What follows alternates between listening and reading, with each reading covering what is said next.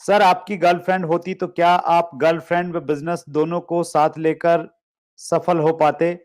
Surendra sir ये question जरूर पूछें, देश के यूथ के करियर का सवाल है। बिल्कुल, ये क्वेश्चन बहुत अच्छा है। देखो सर, मैं ट्रांसपेरेंट हूँ। मेरी पर्सनल लाइफ के बारे में सबको पता है, ऑलमोस्ट जो भी मेरे को जानते हैं।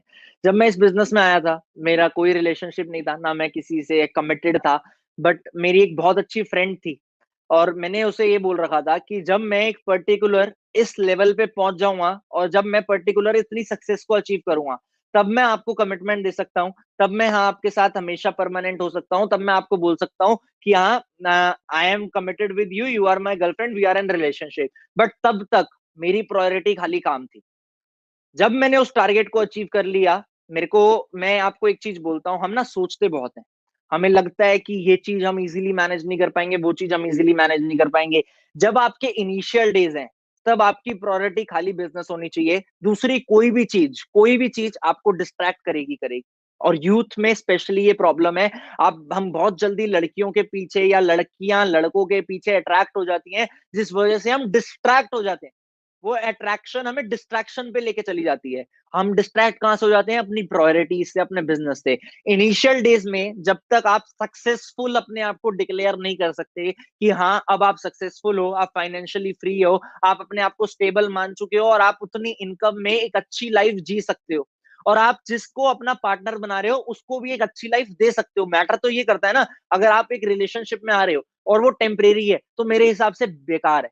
अगर आप एक रिलेशनशिप में आ रहे हो, वो परमानेंट लेके चल रहे हो, आप अपने सोच रही है कि यही फ्यूचर है अब, और आप उस फ्यूचर को हैंडल करने के काबिल हो, तो वो अच्छी चीज है। तो अपने आप को एक स्टेबल इनकम पे लेके आने से पहले बिल्कुल डिस्ट्रैक्ट मत हो। मैं हाथ जोड़ के आपसे रिक्वेस्ट करूंगा, बिल्कुल इन सब चीजों में, लव रिलेशनशिप, बिल्कुल इन सब चीजों में मत पड़ो। बट जब आपका एक टारगेट पूरा हो जाए, और आपको लगे कि हाँ अब आप इस काबिल हो कि आपको एक पार्टनर आप अपनी लाइफ में इजीली मैनेज कर सकते हो, और मैनेज भी नहीं बोलूंगा मैं, इजीली आप अडॉप्ट कर सकते हो, आप उस चीज को संभाल सकते हो, तब आप उस चीज में आओ। जैसे सर, आज मेरे इंस्टाग्राम प्रोफाइल अगर आप लोग देखेंगे, तो लोगों को पता है that I am in relationship.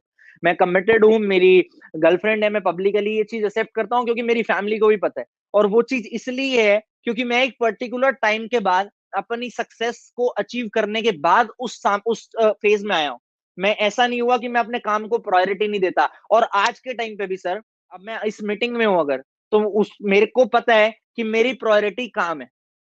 मैं हर चीज को प्रायोरिटी वाइज मैनेज करके चलता हूँ। ऐसा नहीं है कि खाली काम में प्रायोरिटी रख सकता हूँ। आज के टाइम पे मेरे को अपनी फैमिली को भी मैनेज करना है, अपनी लव लाइफ को भी मैनेज करना है। आप बहुत छोटी एज में मेरे से ये बात सुन रहे होंगे, आपको भी बहुत अजीब लग रहा होगा। और मेरे को काम को भी मैनेज करना है, तीनों चीजों को मैनेज करना है। बट मेरे को पता है कि मेरे को तीनों को इक्वल प्रायोरिटी देनी है। किसी को ज्यादा या किसी को कम प्रायोरिटी नहीं देनी, तीनों को इक्वल प्रायोरिटी देनी है। इसी वजह से मैं कंटिन्यूस ग्रोथ पे हूँ।